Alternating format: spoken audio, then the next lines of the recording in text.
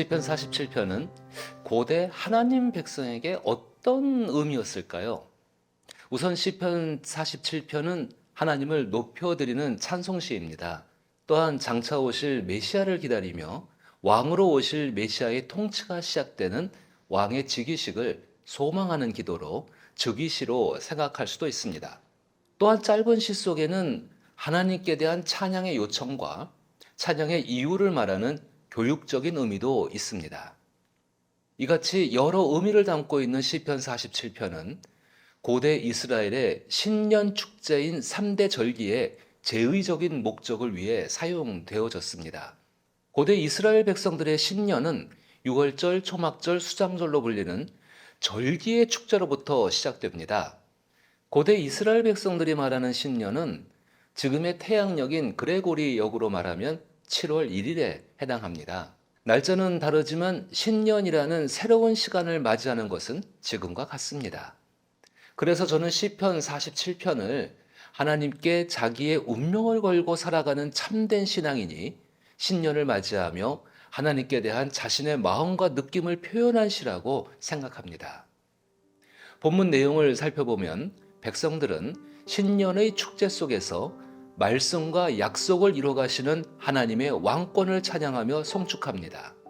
그리고 그 하나님의 왕권은 궁극적으로 이루어질 완성된 하나님 나라에서 찬양받으실 하나님을 가리킵니다.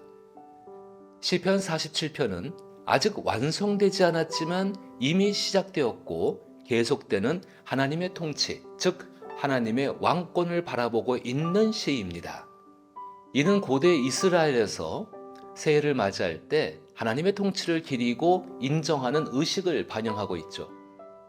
백성들은 이 특별한 기간에 하나님의 통치가 온 땅에 이루어지기를 소망하며 일상을 멈추고 자신의 삶을 희생하여 하나님의 왕권에 참여하는 시간으로 삼았습니다. 무엇이 이 같은 신앙을 가지게 했을까요? 그들은 신년을 맞이하며 지난 한 해 동안 하나님께서 어떻게 일하셨는지를 생각했기 때문입니다. 한 해를 돌아보고 새해를 맞이하는 모습은 지금의 우리 교회와는 매우 비슷하죠. 그런데 신앙은 너무 다른 것 같습니다.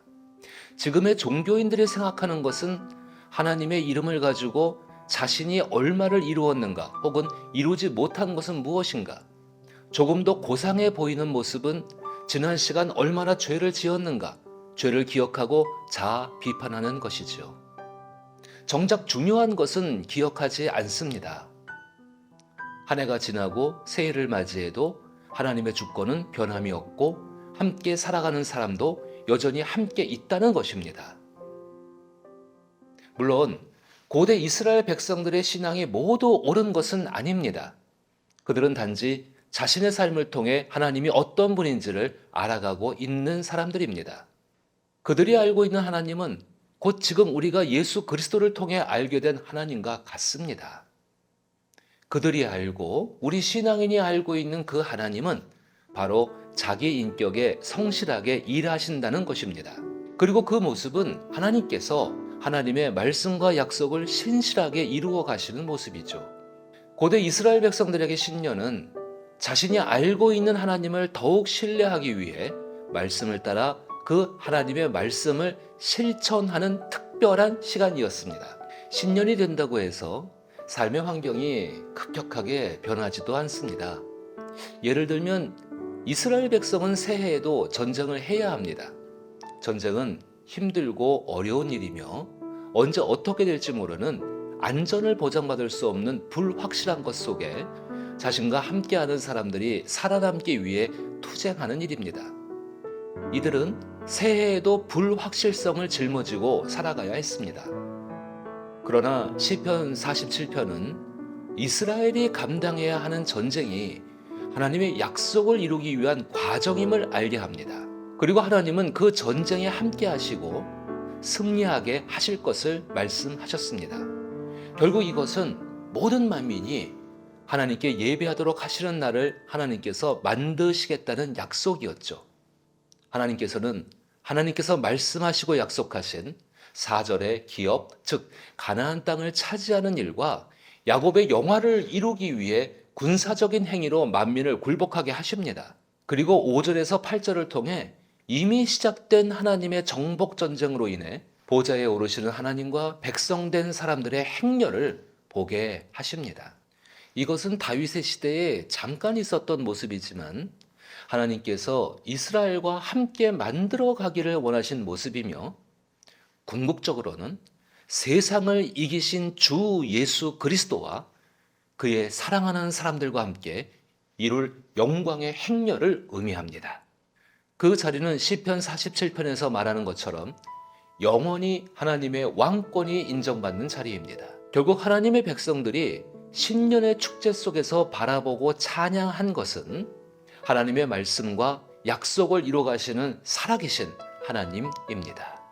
그 하나님을 구절해서 세상의 모든 방패는 하나님의 것이며 그는 높임을 받으시리로다라고 함께 계시는 하나님의 왕권을 찬양하며 송축합니다.